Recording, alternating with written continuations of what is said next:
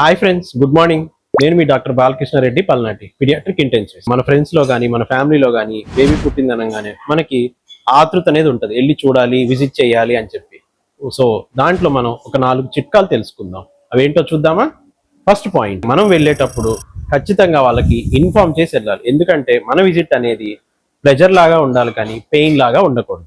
Second, mother caesarean normal delivery చాలా pain కి గురయ్యి చాలా రెస్ట్లెస్ గా ఉంటారు, బేబీకి ఫీడింగ్ ఇస్తూ నిద్ర లేకుండా ఉంటారు.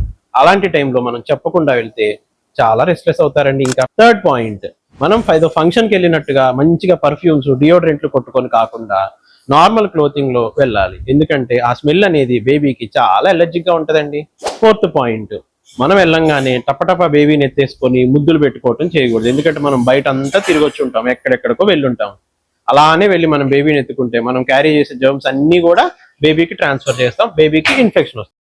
ఈ 4 పాయింట్స్ అండ్ 4 టిప్స్ మీరు ఖచ్చితంగా ఫాలో అవుతారు కదా. Thank you.